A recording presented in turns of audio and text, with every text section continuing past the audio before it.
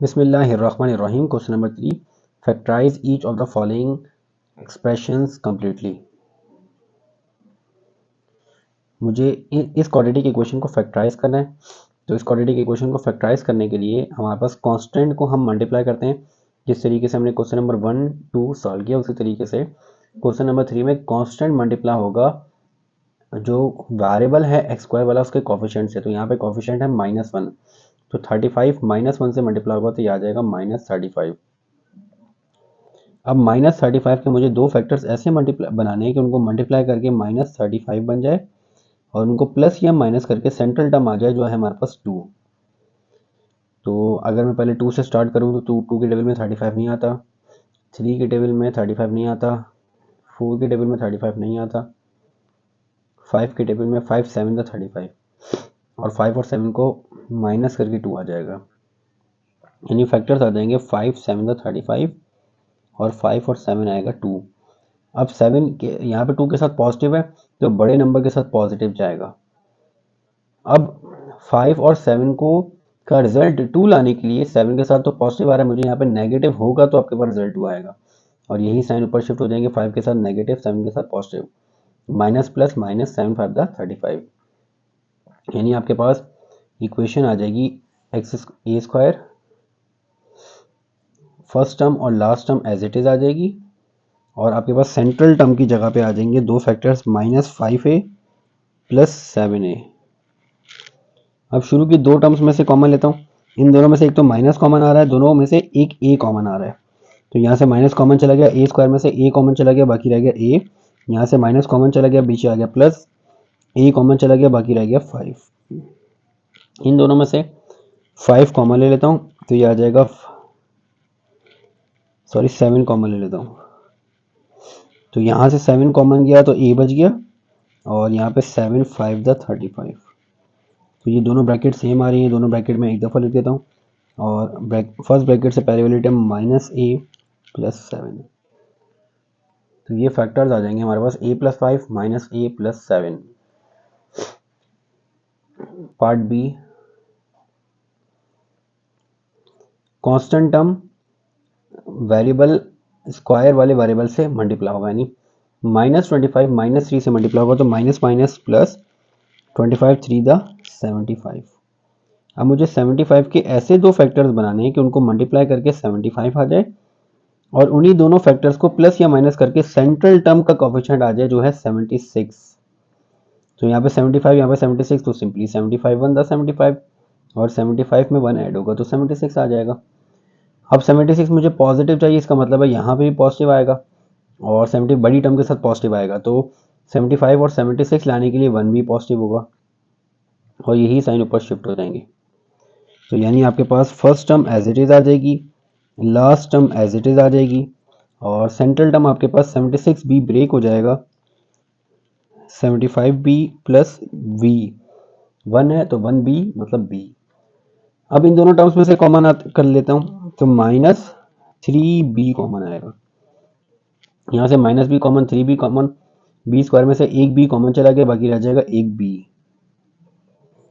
और इस प्लस में से माइनस कॉमन जाएगा तो यहाँ पे आ जाएगा माइनस और 75 में से 3 कॉमन जाएगा, बाकी रह जाएगा 3 2 द 6 और 3 2 द 6 3 5 द 15 25। इन दोनों में कोई भी चीज़ कॉमन नहीं आ रही तो पॉजिटिव 1 कॉमन, तो बाकी बचेगा b -25। अब ब्रैकेट सेम आ रहा है तो b -25 और -3b plus 1। Moving to the part C. Part C में 4 4 से मल्टीप्लाई होगा तो 4 4 द 16। अब 16 के दो ऐसे फैक्टर बनाने कि उनको मल्टीप्लाई करके 16 आ जाए और प्लस माइनस करके सेंट्रल टर्म आ जाए विच इज़ +10। तो ये आ जाएगा 8 2 द 16 या 2 8 द 16 और 8 और 2 आ जाएगा 10। तो यहाँ पे सबके साइन पॉजिटिव ही आएंगे।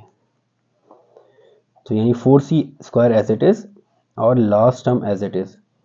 सेंट्रल टर्म 10c की जगह पे आ जाएगा, 10c की जगह पे आएगा एक 8c प्लस 2c। अब इन दोनों में से कॉमन लेते हैं तो इन दोनों में से 4c कॉमन आ जाएगा। यहाँ से 4 कॉमन चला गया, यहाँ से c स्क्वायर में से c कॉमन चला गया, बाकी रह गया एक c और यहाँ से c कॉमन चला गया और 8 में से 4 कॉमन गया तो 4 2 द 8। इन दोनों टर्म्स में से वेरिएबल तो कॉमन नहीं आ रहा 2 कॉमन आ रहा है, तो पहले टर्म में से 2 कॉमन जाएगा तो बाकी रह जाएगा c, और 4 में से 2 कॉमन जाएगा तो बाकी रह जाएगा 2। तो c+2 सेम आ रहा है, तो दोनों ब्रैकेट को मैं एक दफ़ा लिख देता हूँ c+2, और शुरू वाली ब्रैकेट के बाहर वाली टर्म और दूसरे ब्रैकेट के बाहर वाली टर्म। अब इस ब्रैकेट में देखें तो 2 कॉमन आ रहा है, तो इस ब्रैकेट में से मैं 2 कॉमन ले लेता हूँ, c+2 एज इट इज आ जाएगा। इसमें से 4c+2 में से कॉमन जाएगा तो यहाँ से 2 कॉमन जाएगा तो बाकी रह जाएगा 2c+1। पार्ट डी स्क्वायर का कोफिशिएंट 5 600 से मल्टीप्लाई होगा, तो 5 मल्टीप्लाई बाय 600 तो ये आ जाएगा 6 5 30 30 और 2 0 3000। अब 3000 के मुझे ऐसे दो फैक्टर्स बनाने के उनको मल्टीप्लाई करके 3000 ही आ जाए और प्लस माइनस करने से सेंट्रल टर्म आ जाए -145। अब ये बड़ी टर्म आ रही है, तो छोटे नंबरों से तो होगी नहीं ये, 2 वगैरह से तो होगी नहीं। तो अगर मैं 10 से करूँ तो बनता है 300, और 300 में 10 प्लस माइनस करने से 145 तो नहीं आएगा, बहुत डिफरेंस है, तो और भी बड़ा नंबर चाहिए होगा। मैं 20 से करके देखता हूँ, 150 और 20, तो 150 और 20 को प्लस करने से 130 आ जाएगा। अच्छा 130 आएगा या 170 आएगा, 145 नहीं आ रहा, तो आगे चला जाता हूँ। अब 21 से तो डिवाइड नहीं होगा, 22 से भी डिवाइड नहीं होगा, 23 से भी नहीं होगा, 24 से भी नहीं होगा, तो 24 से डिवाइड हो रहा है, 24 और 125, तो ये आ जाएगा ऐड करने पे 149, ये है 145 नहीं आएगा। 25 से आ रहा है 120, और 120 और 25 145 बन जाएगा, यानी इसके फैक्टर बन रहे हैं 120 और 25, 120 और 25। अब 145 मुझे नेगेटिव का है, तो इसका मतलब यह है कि बड़ी टर्म के साथ नेगेटिव आएगी, और अब 120 और 25 को 145 बनाने के लिए 25 के साथ भी नेगेटिव लगाना पड़ेगा, तो यही साइन मैं ऊपर शिफ्ट कर देता हूँ, तो माइनस माइनस प्लस, और ये दोनों मल्टीप्लाई होंगे तो 3000 और ये भी, यानी आपके पास first term as it is आ जाएगी, last term as it is आ जाएगी, और -145 डिवाइड हो जाएगा, एक तो -120d में और -25d में। अब शुरू की दो टर्म्स में से कॉमन लेता हूँ, तो शुरू की दो टर्म्स में से 5d कॉमन आ जाएगा, यहाँ से 5d कॉमन जाएगा तो d बचेगा, 120 में से 5 कॉमन जाएगा तो 5 2 10, 2 बचा, 5 4 20, इन दोनों में से -25 कॉमन आएगा, तो बाकी आ जाएगा d -600 में से 25 कॉमन लूँगा तो बाकी बचेगा 24, तो आ जाएगा 24। तो d -24 दोनों ब्रैकेट सेम आ रहे हैं, तो d -24 मैंने जो दो ब्रैकेट सेम आ रहे हैं उनको एक दफ़ा लिखा, पहले ब्रैकेट के बाहर आ रहा है 5d और दूसरे ब्रैकेट के बाहर आ रहा है 25, तो ये हो गया part D. Part E 8 multiply by -60, तो 8 मल्टीप्लाई बाय -60 ये आ जाएगा -480। अब -480 के फैक्टर्स चाहिए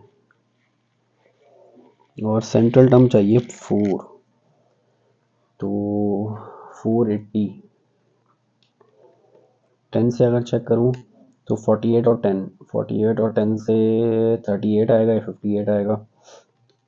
20 से अगर चेक करूं, 20 और 24 से हो रहा है, 20 और 24 का डिफरेंस 4 आ रहा है, यानी 20 और 24।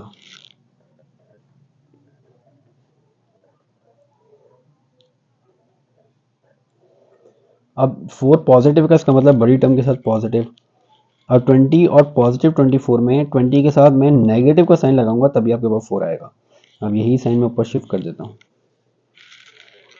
तो अब यहाँ पे आपके पास 8f² as it is, -60 as it is, और सेंट्रल टर्म के फैक्टर्स आ जाएंगे। अच्छा मैं पॉजिटिव लगा चुका हूँ, तो इसमें से अब मैं 24 वाली टर्म पहले लिख देता हूँ। 20 भी आ सकता है, मैं पॉजिटिव लगा चुका था, इस वजह से 24 के साथ पॉजिटिव था उसको मैंने पहले लिख दिया, -20f। अब इन दोनों में से कॉमन लेता हूँ, तो 8 की टेबल में 8 8 वन 2 8 सीधे 24 आता है, तो यानी 8f पूरा कॉमन आ जाएगा। यहाँ से 8f स्क्वायर में से 8f कॉमन जाएगा तो बचेगा f, और 24 में से 8 कॉमन जाएगा तो 8 वन 2 8 सीधे 24, f कॉमन चला गया। इन दोनों में से -20 कॉमन जाएगा तो f प्लस, और यहाँ से माइनस कॉमन गया, 60 में से 20 कॉमन जाएगा तो बाकी रह जाएगा 3। अब f प्लस 3 दोनों ब्रैकेट में सेम आ रहा है तो f प्लस 3 एक दफ़ा लिख देता हूँ, और इस ब्रैकेट के एंड पे आ रहा है 8f, और इस ब्रैकेट के एंड पे आ रहा है -20। अब यहाँ पे इस ब्रैकेट में से कॉमन आ रहा है, 8 के टेबल में 20 तो नहीं आता, 8 वन 2 3 24, लेकिन 4 के टेबल में ये दोनों आते हैं तो 4 कॉमन ले लेता हूँ। यहाँ से 4 कॉमन जाएगा तो 4 2 द 8 और 4 5 द 20, तो ये आ जाएगा part E. Now part F, 24 multiply by -9, तो 24 मल्टीप्लाई बाय -9 ये आ रहा है 216। -216 के फैक्टर बनाने, ऐसे दो फैक्टर उनको मल्टीप्लाई करके -216 आ जाए और प्लस माइनस करके -15 आ जाए, तो 216 अगर 2 से स्टार्ट करूं तो बहुत डिफरेंस है, 4 54, 5 से तो होगा नहीं, 6 से 36 30 आएगा, मुझे 15 चाहिए, 7 से तो नहीं होगा, 8 से 27 और 8, 27 में से 8 माइनस होंगे तो 19 आएगा,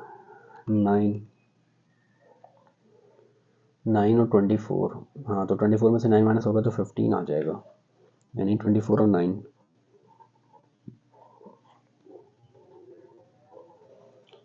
तो अब यहाँ पे जो सेंट्रल टर्म है उसके साथ नेगेटिव आ रहा है, तो बड़ी टर्म के साथ नेगेटिव, अब -15 लाने के लिए यहाँ पे प्लस लगाना पड़ेगा, तो माइनस प्लस माइनस, यानी आपके पास यहाँ पे 24h² first term as it is, -9 as it is, central term -15h की जगह पे एक आ जाएगा -24h पॉजिटिव 9h।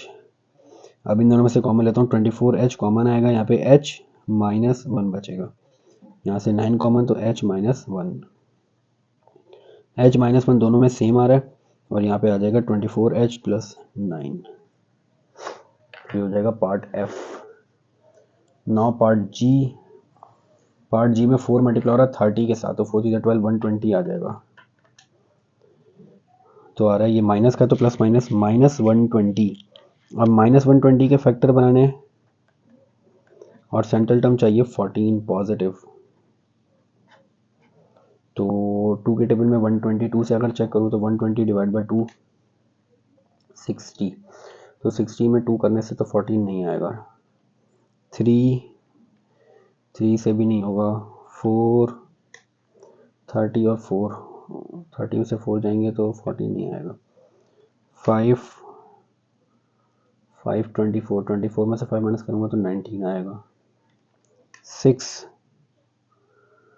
20 में से 6 माइनस होगा तो 14 आ जाएगा, यानी 20 और 6 फैक्टर आ रहे हैं।